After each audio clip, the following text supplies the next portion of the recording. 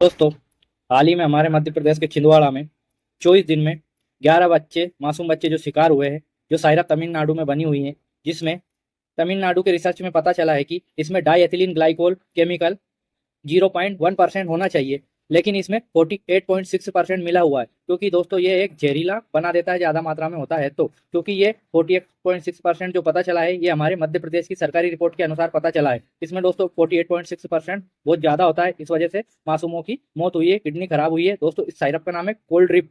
दोस्तों अगर ये साइरप हो तो आप ना खरीदें, ना अपने बच्चों को पिलाएं। Thank you.